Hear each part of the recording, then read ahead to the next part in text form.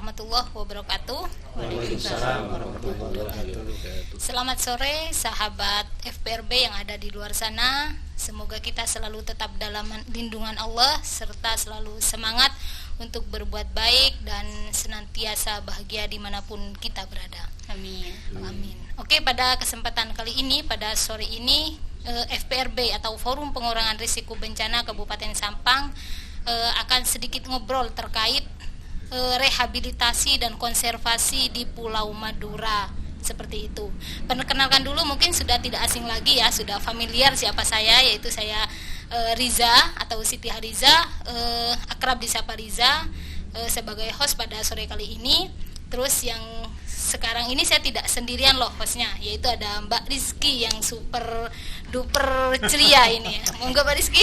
Assalamualaikum. Iya. Bersama saya Ale Rizky Semanis dari Madura. Oke, Belum ada yang kenal lagi. iya, memang harus seperti ini ya, biar ini ruangannya ini juga semakin tidak memanas gitu Iya. loh Mbak Rizky. Walaupun di luar dingin, tapi di Iya. sini terasa panas ya. Mbak. Oke, pada kali ini ada beberapa narasumber ini Mbak Rizky. Ada 3 ya. Iya, Salah cakep-cakep satunya, Mbak Rizky ya. ini cakep-cakep, sudah keluarga semua kayaknya ya Mbak Rizky ya. Sepertinya iya. Gak ada peluang buat Mbak Rizky. Ada peluang. Ini mesti saya dicari dari luar Oh ini, mantap, oke, mungkin kita lebih menyingkat waktu, mungkin bisa dimulai dengan perkenalan. Monggo Mbak Rizky, bisa dimulai dari Bapak Kabit. Iya. Profil beliau itu seperti apa? Dalam pepatah mengatakan tidak kenal maka tidak sayang. Betul. Katanya gitu. Jadi kita harus memperkenalkan siapa narasumber pada sore hari ini yang pastinya keren-keren ya Mbak Iya, Lisa ya. betul. Yang pertama itu ada Pak Deden Suhendi.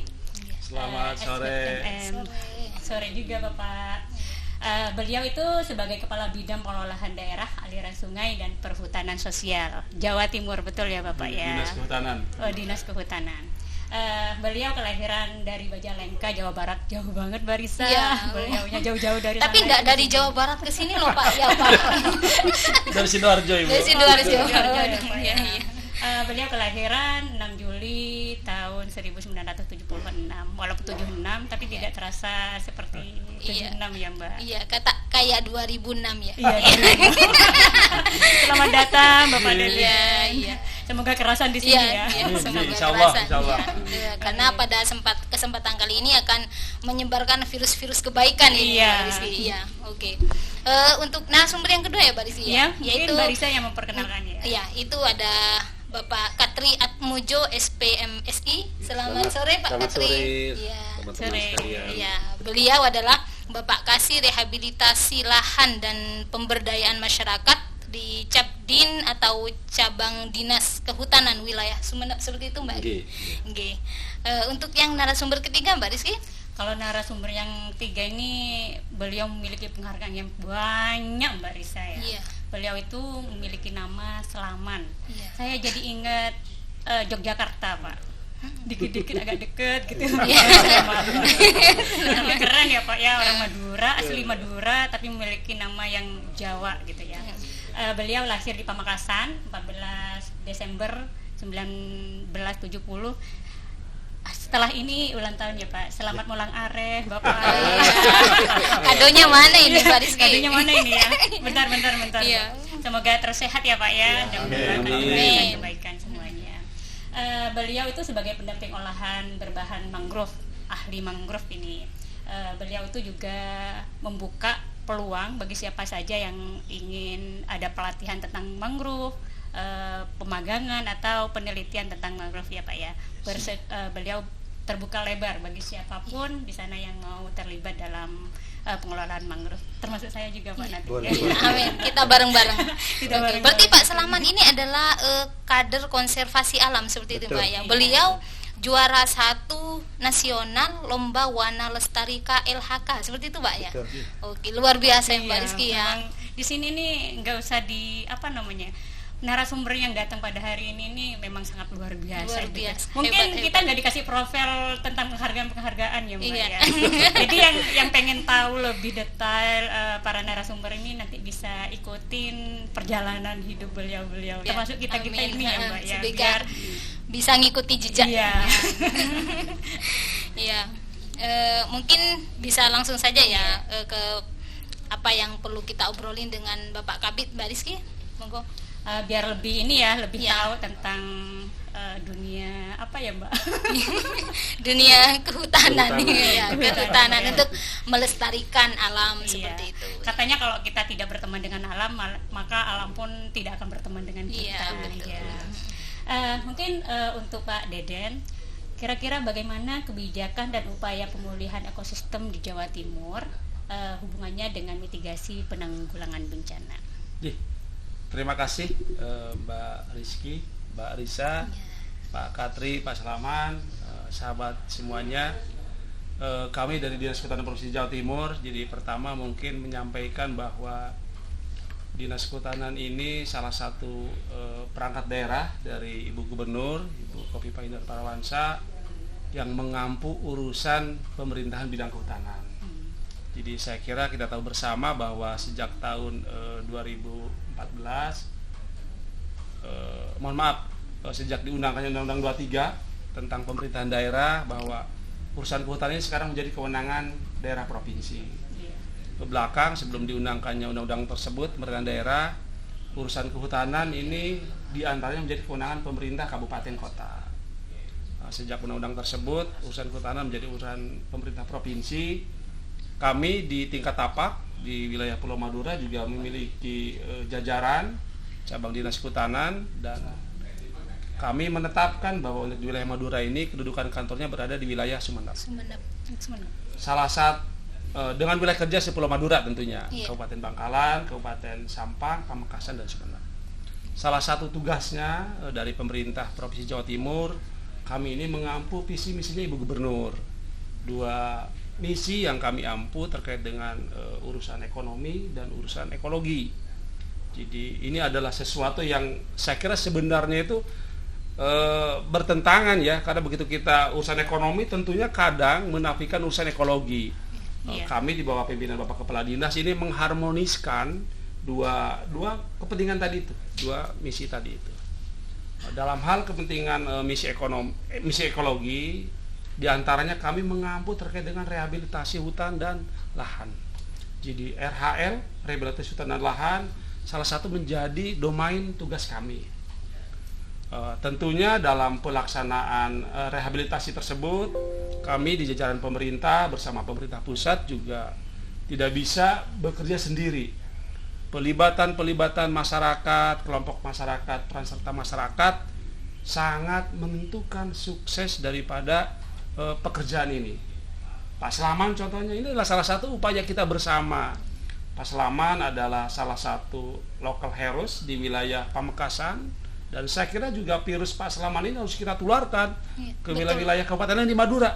Gitu ya Mbak Risa ya? Betul. Iya. Jadi Pak Selaman yang kemarin telah memperoleh apresiasi dari Kementerian LHK dalam lomba warna lestari tingkat nasional ya. Iya. Tingkat nasional loh. Beliaunya ini predikatnya terbaik 1 untuk kategori kader konservasi alam. Luar biasa. Luar ya, biasa Pak. Pak Selaman ini, luar biasa. Jadi walaupun ke belakang mungkin mohon izin Pak Selaman dinilai orang gila. Dinilai orang gila karena Iya. tanpa lelah, tanpa biaya dari supporting dari para pihak, bekerja menanam Tetap mangrove di semangat spasialnya, seperti tetap itu, semangat. ya. Jadi secara umum tugas kami seperti itu. Berikutnya kebijakan, upaya-upaya yang sudah dikerjakan saat ini oleh pemerintah provinsi. Jadi dalam rangka pemulihan ekosistem perlu kami sampaikan bahwa di darat ini ada baseline, ada yang namanya lahan kritis. Lahan kritis, di mana penetapan lahan kritis ini ditetapkan oleh Kementerian LHK. Jawa Timur untuk di luar kawasan hutan itu lahan kritisnya itu sekitar 245.000 sekian luas lahan kritis di Jawa Timur. Itu yang harus ditanggulangi oleh para pihak di Jawa Timur. Agar apa? Agar lahan ini bisa menjadi produktif kembali. Lahan kritis dipengaruhi banyak variabel. Ada tutupan vegetasinya, ada jenis tanahnya, ada laju erosi, ada pola budidaya penggarapan lahan, ada kelerengan. Nah, di Madura saya kira lahan kritisnya dibanding kabupaten lain posisi di middle, manakala dibandingkan dengan provinsi lain. Itu di darat. Itu yang menjadi baseline upaya-upaya rehabilitasi. Baseline-nya lahan kritis. beban kerja pemerintah provinsi bersama dengan pemerintah pusat pada saat kita menangani lahan kritis tidak bisa sendirian. Setelah kami evaluasi data-data RHL selama ini, 3 tahun terakhir itu kita hanya mampu dengan penganggaran APBD, APBN hanya 11%-an kurang lebih menanggulangi lahan kritis. Sehingga Ibu Gubernur berupaya mengajak para pihak lainnya, pemerintah kabupaten, badan usaha, baik milik negara, milik swasta, dan para pegiat lainnya untuk bersama-sama dengan pemerintah provinsi menanggulangi lahan kritis. Ibu Gubernur sudah mengeluarkan edaran kepada pihak tersebut, ayo Jawa Timur ini menjadi tanggung jawab kita bersama. Kami di government akan mengharmonisasikan sumber daya yang dimiliki para pihak. Jadi saat ini kami juga sudah banyak memiliki partnership dengan para pihak untuk bersama-sama melakukan upaya pemulihan lahan kritis, baik dari yayasan pegiat, dari BUMN, dari BUMS, sudah banyak masuk kegiatan penanamannya ke spasial lahan kritis tadi itu. Itu di darat. Berikutnya kita bicara di mangrove nih, di pesisir nih, yang areanya Pak Selamat di antaranya ini. Jawa Timur ini luar biasa, Mbak Riza, Mbak Rizky. Potensi lahan mangrove Jawa Timur itu terbesar sepulau Jawa. 51.000 sekian luas mangrove di Jawa Timur, potensi. Existingnya 27.200 sekian ribu hektar itu, dalam hektar ya. Itu existing lahan mangrove di Jawa Timur. Memang dari existing tersebut ada 3 klaster kalau kita kategorikan. Ada yang posisi vegetasi itu ada yang rapat, ada yang sedang, ada yang jarang. Dari sisi kerapatan tajuk tanamannya.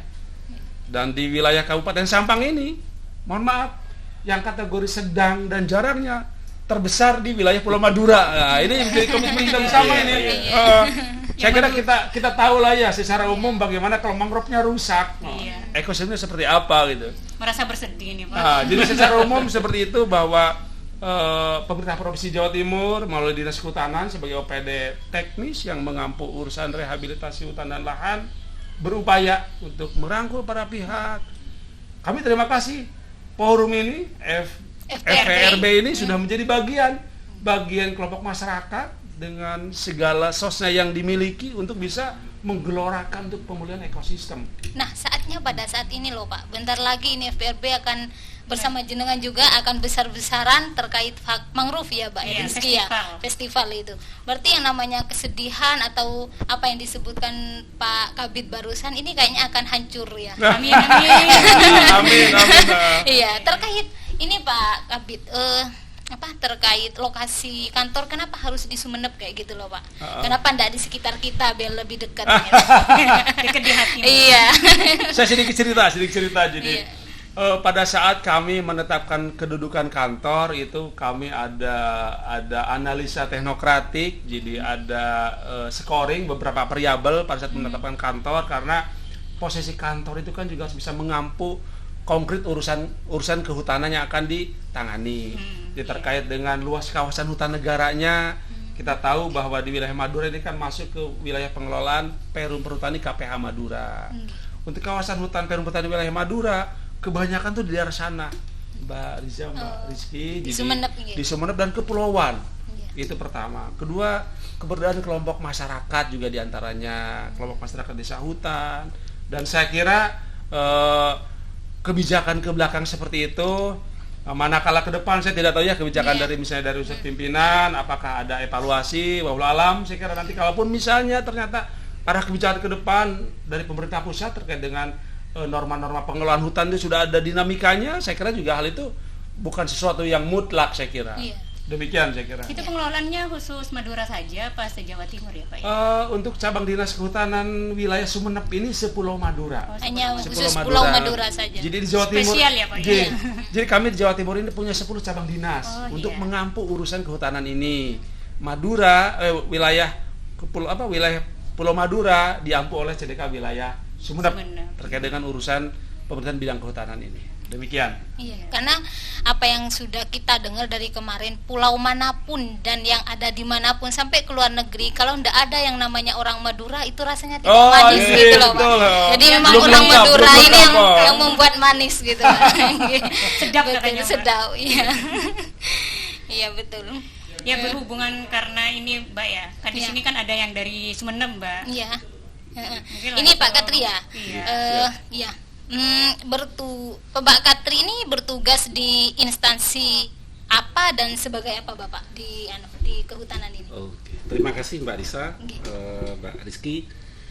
Kami apa yang disampaikan oleh Bapak Deden tadi selaku kabid kami yang di dinas, bahwa salah satu cabang dinas yang diberi amanah untuk melaksanakan pembangunan kehutanan di wilayah Madura dan Kepulauan itu adalah cabang dinas kehutanan wilayah Sumeneb. Gitu.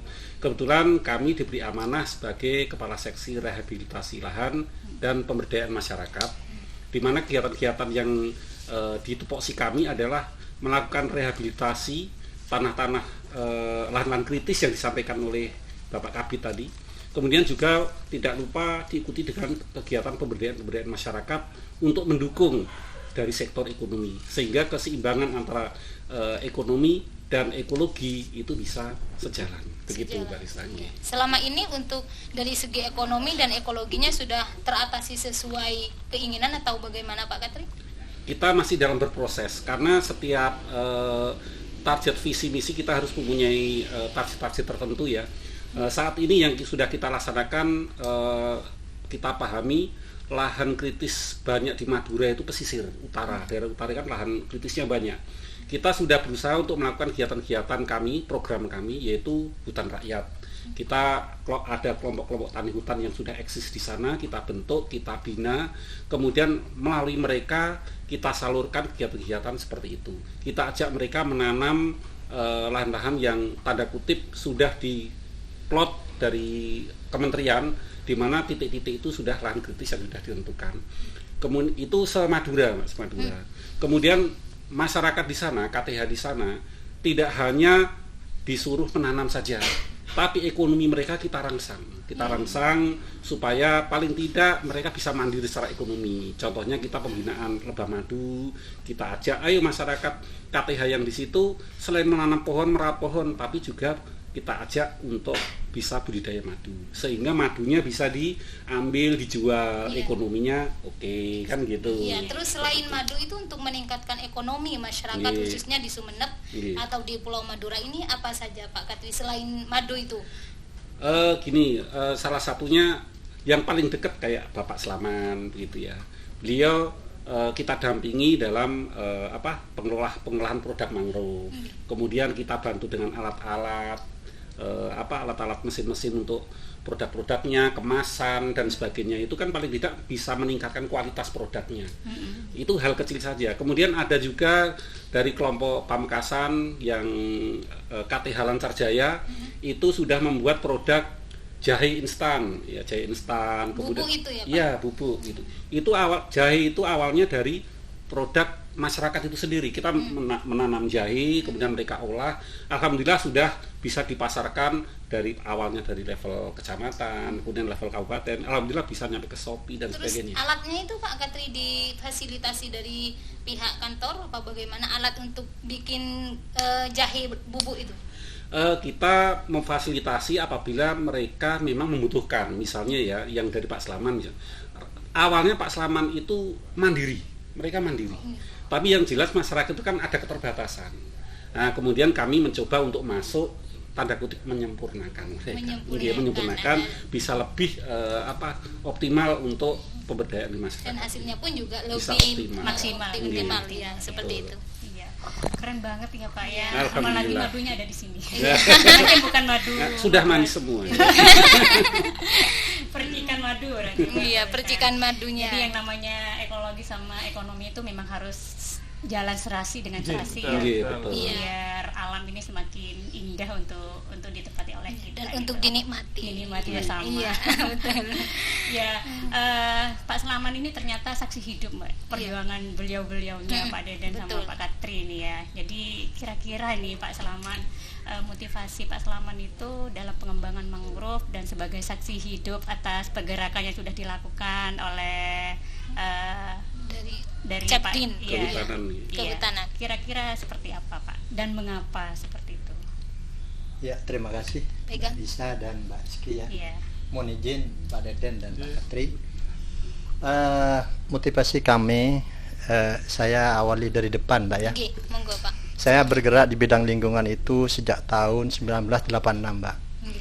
Waktu itu saya SMA kelas 2. Itu Masih ya. muda. Masih muda. Ya. Udah semangat ya, masih muda. Ada dua yang mendorong kami, yang membuat kami terpanggil, ya. Bukan terinspirasi, tetapi terpanggil, terketuklah seperti itu. Pertama, pada waktu itu wilayah pesisir hutannya yang sangat rusak luar biasa, sehingga banyak kejadian-kejadian yang merugikan kepada penduduk setempat, baik itu tambak maupun pemukiman.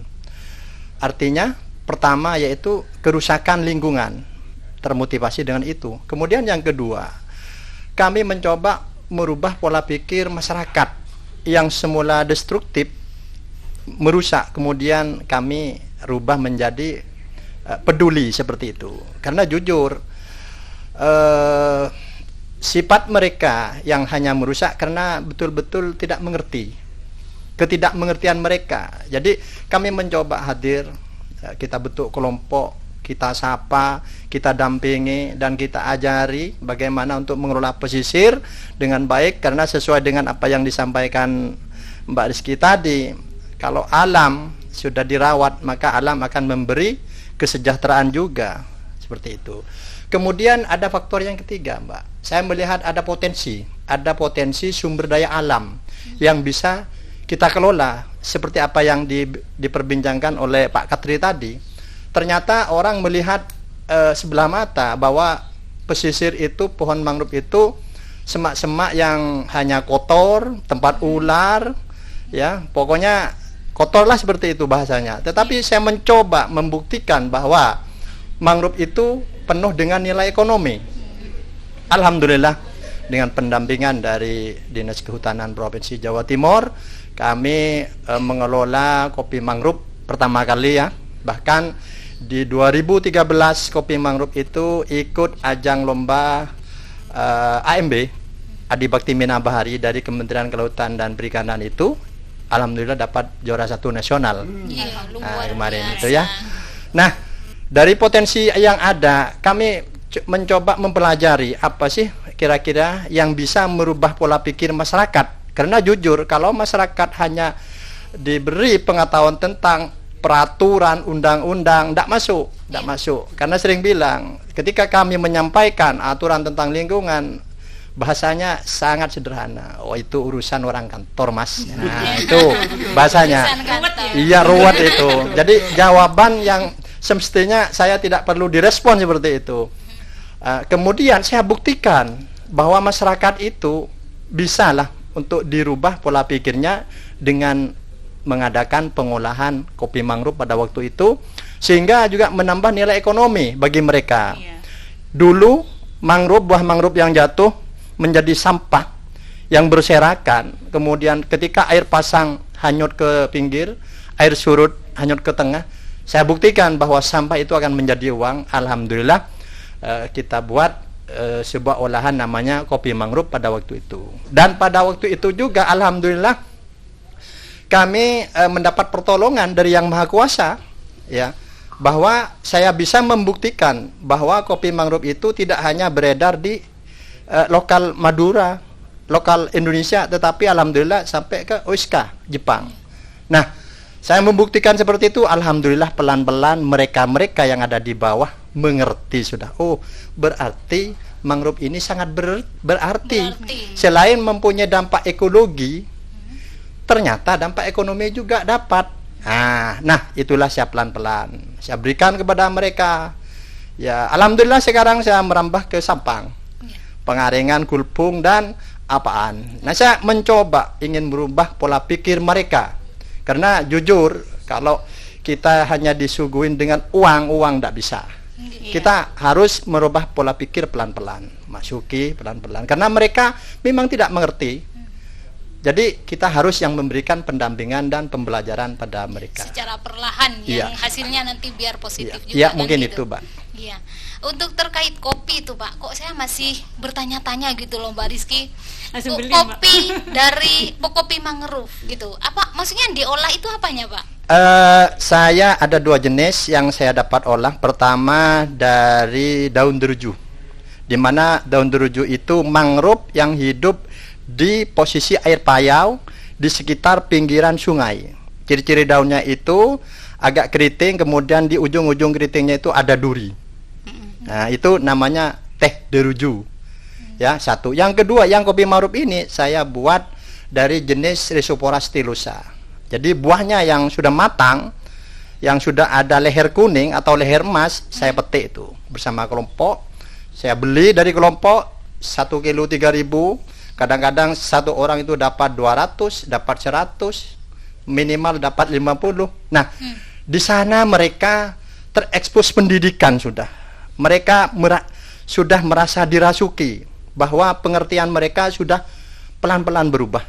Yang dulu menganggap sampah, loh, Ada kemanfaatannya. ada, ya. loh ternyata dibuat Nah, setelah banyak produk-produk kami online itu, mereka juga membaca, ya, oh berarti kita jangan merusak, berarti kita menanam. Iya, Nah, merawat akhirnya. dari mengolah itu sekaligus kami bisa mengedukasi mereka, memberikan pemahaman bahwa mangrove ini tidak hanya sekedar sampah seperti yang saya sampaikan tadi, dan banyak mangrove-mangrove yang lain yang bisa dibuat produk seperti sirup jenis Soneraceae alba, buat roti Bruguiera gymnorrhiza, Abyssinia bisa dibuat kerupuk, dan banyak lagi. Ternyata mangrove ini bisa membuat ekonomi masyarakat pesisir itu lebih bagus kalau kita mau. Iya. Tinggal kita aja mau ndak seperti itu. Iya, Berarti iya. buahnya itu ya Buahnya. yang dikelola itu. Berarti tergantung ini Pak ya, jenis mangrove-nya ya Pak. Jenis mangrove-nya Berarti tergantung. baru sadar loh Mbak Rizky kalau misalkan mangrove ini juga meningkatkan sebuah ekonomi masyarakat. Karena kalau saya pribadi, ini mangrove sudah ditanam buat di pinggir pantai untuk menahan ini apa arus Erupsi. ya. Udah itu aja menurut saya. Ternyata masih apa ya, Ada banyak sesuatu manfaat juga, ada sesuatu yang yang bikin memang menggetarkan hati. Banyak, Mbak. Tidak hanya fungsi ekologi seperti yang disampaikan Mbak Risa, ada fungsi sosial, Ekonomi pendidikan, seperti ada penelitian tentang mangrove. Bahkan kami tidak sedikit teman-teman dari mahasiswa itu penelitiannya di kami, Tentang mangrove. skripsinya di kami juga ada. Kemudian juga mangrove ada fungsi sosial budaya, dijadikan tempat wisata. Jadi sangat banyak lah upaya-upaya dari kami di bawah. Tinggal ya alhamdulillah selama ini kami masih ada pendampingan dari Berarti Dinas secara tidak Kehutanan. langsung juga mengurangi tingkat pengangguran seperti Betul, itu ya Pak betul. ya. Oh iya iya. sesuai dengan yang janji Allah ya. Iya. Bahasa ya. Di mana ada keinginan dan kemauan, disitulah Allah akan memberi Iya. jalan Iya. seperti itu. Dan apapun yang diciptakan pasti ya memiliki sesuatu yang sangat bermanfaat. Iya, ada sesuatu yang membuat kita Pak Rizky, jika saya nambahkan tadi kalau disampaikan Pak Selaman bahwa ada kemanfaatan ekonomi ya Iya, dari ekonomi, ekosistem ya. mangrove itu, tadi disampaikan terkait dengan ragam produk yang dihasilkan. Di situ juga ada ekowisata, Iya. ada jasa Wisata. lingkungan. Iya. Oh itu luar biasa. Ekowisata, lokasi-lokasi wisata di sekitar atau di dalam area pengelolaan mangrove juga itu luar biasa. Iya. Pak Selaman mungkin bisa cerita itu. Iya. Bagaimana sekarang ini mangrove menjadi spasial yang menarik untuk wisata keluarga, wisata dikunjungi edukasi banyak gitu ya. ketika ada di pohon mangrove selfie-selfie Iya. kayak gitu ya. Luar biasa ya. Iya. Iya, terima kasih Pak Deden ya. Memang pada awalnya Pak, saya tantangan saya itu besar. Bahkan ada seseorang menyatakan itu begini Pak. Tapi selaman itu Pak, semakin ditantang semakin berani Pak. Iya, wih luar biasa. Berarti harus selalu ditantang Iya. ini. Mari, Begini, kami Pak. tantang. Saya wacana itu saya kembangkan, saya lemparkan kepada masyarakat. Mereka sekaligus saya sebagai sosialisasi pada mereka. Tetapi mereka ada yang menyambut begini, Mbak Risa dan Mbak Rizky ya. Itu kalau jadi saya mau jalan terbalik katanya. Bahasa Maduranya ajoelone nyongsang. Ada seperti itu. Itu menantang ya. Menantang, Pak. Menantang, ya. Bayangkan kalau pada saat itu ada manusia yang jalannya terbalik, aneh kan? Iya. Kaki di atas. Iya. Ya kan aneh. Tetapi saya buktikan buktikan bahwa omongan itu tidak benar dan perlu kita buktikan dengan bukti yang sebenarnya. Alhamdulillah dengan tanaman saya itu rata-rata ketebalan 200 meter itu ya saya buktikan. Saya mencoba sonding kepada Dinas Prawisata, kemudian kami bertemu bicara, kemudian alhamdulillah ditanggapi, ya jadilah seperti itu. Tetapi kami akan kembali pada roh semula, karena pada awal-awal kami itu edukasi, makanya wisata kami itu wisata edukasi, wisata pendidikan. Karena pada waktu itu memang banyak mahasiswa dan anak-anak sekolah yang anjang sana ke sana hanya penelitian, belajar membibit, belajar buat kopi dan sebagainya. Oleh karena itu sampai sekarang ya kami masih eksis ya di bidang wisata itu. Jadi kembali lagi kepada roh daripada mangrove itu tidak hanya sebagai penahan abrasi, tetapi banyak fungsi sosial tentang wisata, dan ini mampu memberikan pendapatan sama daerah. Iya. Dan juga mampu memberikan untuk mengurangi pengangguran di masyarakat. Karena yang saya pekerjakan di sana adalah orang-orang lokal, orang-orang kampung. Dan tak kalah pentingnya, ini bisa merubah sistem ekonomi masyarakat setempat. Yang dulu jualannya dijual kepada pasar, sekarang pengunjung. Langsung ya Pak ya. Dan bisa memperbaiki nilai jual karena beda. Dijual di pasar tuh beda dengan dijual ke pengunjung. Pengunjung lebih iya, mahal. lebih mahal sekali. Karena oleh orang desa dianggap orang-orang banyak uangnya. Padahal kadang-kadang yang ke sana itu kadang-kadang orang stres. Orang-orang stres yang ingin menikmati keindahan mangrove cuman. Nah, banyak hal yang bisa membuat dari wisata itu memperbaiki sistem ekonomi yang ada di bawah dan juga memberikan sumbangsi kepada pendapatan daerah juga. Iya. Di mana itu Pak tempatnya? Ini dari Kecamatan Galis 1,5 km ke arah timur, tepatnya di Desa Lepung. Tapi sayangnya Pak Selamat tidak bawa kopinya ini. Saya pengen nyoba sebenarnya. Ya, memang jujur Pak, ketika kami bersama Pak Katri, saya selalu tidak mendahului Pak. Saya takut kualat Pak.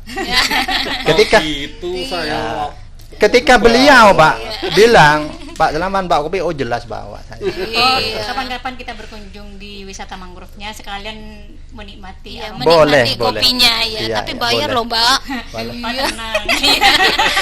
Sementara browsing dulu ya. Lembung Mangrove Park. Silakan di browsing, dieksplor dari sisi online, itu bisa disimak bagaimana upaya yang sudah dikerjakan Pak Selamat selama ini. Sepertinya FPRB bakalan ke sana deh. Wajib boleh. di sini ya.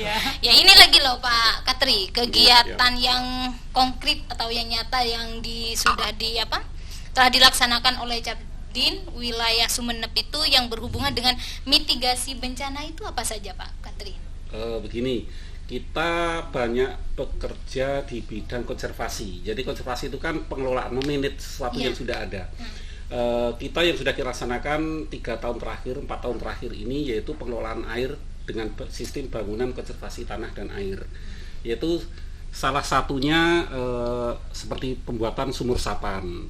Jadi pembuatan sumur resapan ini sebenarnya secara fungsi ya, kita mengelola air yang ada, yang tuh hujan ya, itu supaya tidak langsung menghantam ke tanah kemudian langsung mengalir liar sehingga bisa menimbulkan sedimentasi dan erosi. Tapi kita mencoba untuk memasukkan air itu ke dalam tanah bisa meresap. Itu sudah kami laksanakan di 4 kabupaten di KTH kita, kelompok tani hutan kita yang sudah kita tunjuk. Ada beberapa sumur resapan yang sudah kita buat.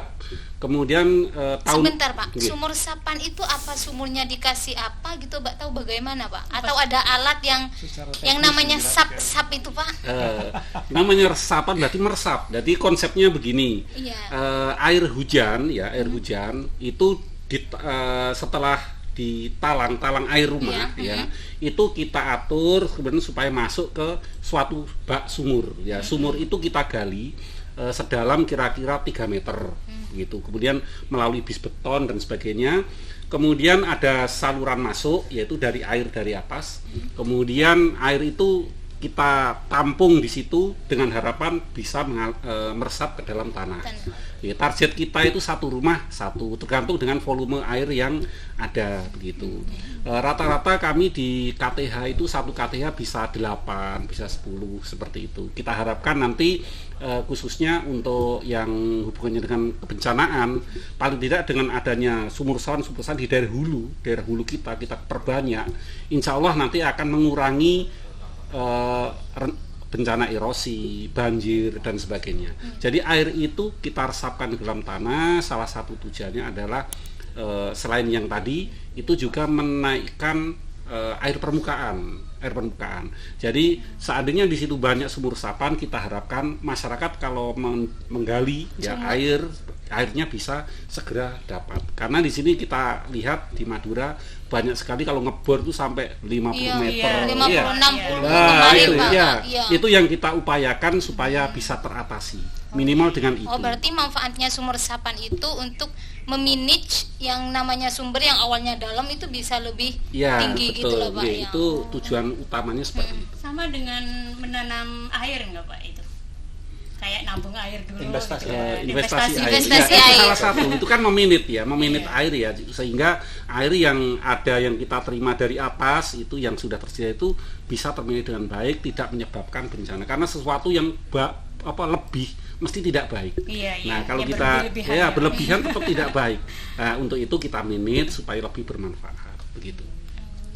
Jadi di dalam konsep mitigasi bencana itu dari sektor kami, jadi tadi pertama ada baseline lahan kritis, di mana kita melakukan upaya rehabilitasi hutan, di mana di area lahan itu kan juga ada variabel laju erosi ya.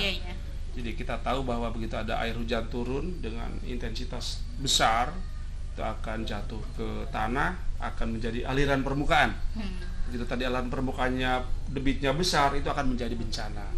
Nah, dengan upaya penanaman tanaman hutan yang berkayu, harapannya begitu tanaman ini sudah tumbuh, ada sistem perakaran, air hujan turun itu tidak akan serta-merta langsung kena tanah. Jadi daya kinetiknya kan beda. Jatuh ke pohon, ke kanopi pohon, ke dahan keranting, jatuh ke tanahnya kan sudah kekuatannya sudah berkurang. Percikan sudah kurang. Ada perakaran, sistem perakaran itu akan membantu peresapan tanah. Secara alami bahwa tanaman hutan akan membantu proses peresapan air ke dalam tanah, itu akan meningkatkan daya tampung air di dalam tanah menjadi simpanan. Harapannya apa? Kedepannya pada saat musim kemarau, air tanah kita terjaga. Itu dari sisi pohon. Berikutnya dari sisi aliran permukaan, tadi sampaikan Pak Katri, di kami itu ada yang namanya bangunan konservasi tanah. Jadi di setiap aliran sungai dengan segala analisa scoring kami, ini perlu dilakukan pembuatan gali plak dan penahan itu untuk mengendalikan laju erosi, laju aliran permukaan, laju endapan yang ada di air sungai tersebut. Berikutnya di area pemukiman, tadi disampaikan ada sumur resapan. Itu juga adalah salah satu rekayasa untuk mengendalikan air hujan agar pada saat musim hujan itu bisa tertampung, tersimpan ke dalam tanah. Pada saat musim kemarau, ya tentunya harapannya juga cadangan air tanahnya bisa kita jaga, bisa kita simpan. Jadi dari sisi hulunya dengan adanya pembuatan tanaman vegetasi, jadi kami mendengar bahwa FBRB ini sudah menanam banyak pohon. Ini juga bagian daripada upaya kita menjaga alam, agar air hujan yang jatuh bisa disimpan, aliran permukaan yang kadang membuat banjir ya, itu bisa kita kendalikan, air tanah menjadi tinggi. Berikutnya di area pemukiman juga ada upaya rekayasa dengan pola-pola sumur resapan. Itu di daerah darat ya. Berarti apa yang bergerak ya, yang sudah berjalan mulai dari tahun sampai ke sekarang ini ternyata sebuah kemanfaatan semua gitu loh ya Mbak Rizky ya, khususnya ini bagaimana mengendalikan yang pohon yang sampai tinggi gitu Pak, kan itu juga kadang kalau sampai tebang dan hal semacamnya itu kan bisa berakibat fatal gitu Pak kalau pinggiran jalan itu Pak, kan biasanya kalau pas lagi musim penghujan, angin gitu tuh kan ada yang sampai ini Pak. Roboh. Ya, Roboh. itu Iya. gimana itu Pak ya? Saya Cara kira pengendaliannya. bagian daripada pengendalian pohon-pohon yang di area pemukiman itu kita bisa menyimak mungkin dari sisi visual bahwa itu sudah membahayakan. Ya saya kira perlu ada upaya-upaya rekayasa untuk mengurangi beban dahan tadi itu, saya kira dengan pemangkasan dengan lain sebagainya. Iya. Tapi kami berharap meminimalisir penebangan manakala tidak terlalu membahayakan dari sisi keberadaan pohon itu. Karena satu pohon itu luar biasa untuk lingkungan. Dia mampu melepaskan oksigen dan juga dia mampu menyerap dan menyimpan karbon yang dia. Itu dari sisi lingkungannya saya kira. Iya. Iya. Berarti sudah sangat jelas ya Mbak Rizky ya. Sangat Semoga jelas, apa yang disampaikan oleh Bapak Kabid, Pak Katri dan Pak Selaman pada sore kali ini sangat harus kita loh yang melanjutkan apa yang sudah dikerjakan dan diterapkan oleh beliau seperti Dan itu. kita jangan bosan-bosan atau malas-malasan ya Pak ya. Iya. Kalau yang penting ada peluang, mari kita jemput. gitu kan, Iya, ya. dan kita harus bersama-sama gitu loh. Berikutnya Pak. saya ingin menyampaikan Mbak Rizky, Mbak Riza, bahwa upaya kita semuanya, upaya kami di pemerintahan, Pak Selaman di para pegiat, kita ingin menggelorakan semangat ini terus. Iya. Iya, betul. Dengan semua Pak. jejaring kita, upaya-upaya kita. Jikalaupun misalnya ada pegiat yang harus kita support, harus kita dukung agar aktivitas teman-teman pegiat itu juga memperoleh dukungan, memperoleh pendampingan. Jadi kami tidak ingin bahwa upaya teman-teman pegiat ini dia merasa sendirian. Harus kita dampingi terus. Iya, betul. Contoh nyata Pak Selaman ini. Pak Selaman sudah berjuang ini, pionir di depan ini. Harus kami kawal terus. Iya. Kami sebarkan Pak Selaman ini agar ada selaman-selaman lain di Iya. Sampang, di Bangkalan, Iya. di Sumeneb. Iya, ini sudah Pak Selaman bagaimana tumbuhnya dan ada yang namanya Bu Selaman juga. Nah. Terus kita. Iya, Selaman juga. iya. Di seperti Madura ada itu. 10 Pak Selaman aja. Saya kira di pantai selatan Madura ini beres ini. Sudah tidak kritis lagi. Yang namanya kritis kan memang harus diobati Pak. Entah dengan jalan Iya. yang mana. ditanggulangi betul. Iya, sebagaimana mestinya. penanggulangan. Iya. Karena kalau memang berjalan sendiri apapun itu, apalagi ini sebuah penanggulangan bencana kan Iya. seperti itu ya. Ini harus tidak boleh sendirian dan tidak akan bisa kalau sendirian. Harus apapun bersama-sama itu. ya, Mbak, Jadi ya. harus bersama, harus ada yang mensupport, sama-sama semangat seperti itu. Insya Allah akan terbukti. Kalau diibaratkan sapu lidi ya Mbak, kalau cuma satu mungkin sampahnya nggak bakalan ikut Iya. lama, betul. Malah capek, patah Mbak, gitu. patah. Iya, Kalau satu, iya. kalau cepat dipatah Iya. gitu ya. Tapi kalau pas bareng-bareng insya Allah Iya, itu insya Allah, cepat iya. cepat bersihnya Iya, gitu. bersihnya. Semoga Mungkin. aja kita kalau kita bersama-sama insya Allah semuanya Iya. akan beres gitu Pak. Tetap Sudah nggak ada yang bersatu, kritis. ya. Nah, kita mulai dari sekarang ya untuk FPRB mulai cepat bersatu dalam upaya penanggulangan yang seperti ini. Mungkin ada closing statement dari tema rehabilitasi dan konservasi yang ada di Pulau Madura dari ke narasumber bertiga yang Iya, luar tiga-tiganya biasa. yang sangat Iya. luar Monggo biasa bisa ini. gantian. Izin saya dulu ya. Nggih. Iya. Jadi pertama kami apresiasi atas upaya teman-teman FPRB ini yang terus berproses menggelorakan upaya mitigasi penanggulangan bencana, pemulihan ekosistem. Jadi kami dari unsur pemerintah Provinsi Jawa Timur dalam hal ini Dinas Kehutanan yang mengampu urusan ini mengucapkan terima kasih. Jadi terus gelorakan kepada para pihak di wilayah Madura ini Iya. untuk gemar menanam, apakah itu juga di area das, di darat, dan di area mangrove. Karena begitu alam terjaga, alam akan ramah kepada kita. Iya, betul. Manakala alam ini kita abaikan, rusak, juga alam akan marah kepada kita. Iya. Dan saya kira kita tidak ingin alam marah kepada kita. Upaya-upaya mitigasi juga harus tetap dilaksanakan. Berarti sepasang ya Pak ya, alam sama manusia. Iya, saya Sama kira- kayak suami istri ya Pak. Oh, Kalau iya. ndak saling menjaga itu Pak. Oh, Parah Pak, ngamuk. tidak nyaman itu, tidak nyaman. Iya, dia harus sejalan. Enggak Pak Katri, mungkin Oke. closing statement. Singkat saja, kami biasa sering memberikan motivasi kepada teman-teman begini. Tidak selamanya kita bisa mendampingi anak cucu kita. Umur kita terbatas. Tapi kalau kita menanam pohon, kemudian pohon itu bisa berkembang, insya Allah pohon yang kita tanam itu akan mendampingi anak cucu kita selamanya. Itu menjadi motivasi kita bersama. Oke. Kalau saya sederhana, Mbak, saya akan mengutip sebuah ayat Al-Quran, surat Ar-Rum ya, yang menyatakan bahwa akan datang suatu ketika bencana, di mana bencana itu akibat ulah manusia. Oleh karena itu kami mengajak kepada para penggiat lingkungan yang ada di Madura, khususnya di Sampang pada kali ini, karena saya posisi di Sampang, agar supaya mari merapatkan barisan untuk selalu mencintai lingkungan, karena generasi mendatang ini masih banyak. Oleh karena itu jangan warisi anak cucu kita dengan tetesan air mata. Terima kasih, mungkin Keren itu, Pak. Sekali ya, Mbak. Iya. Intinya kita harus nanam, harus rawat alam, harus mencintai alam. Itu yang kami petik ya Iya, dari 3 betul. narasumber kali ini. Karena semakin kita mencintai alam, maka alam akan semakin mencintai kita. Maka kita akan semakin cantik dan tampan pastinya.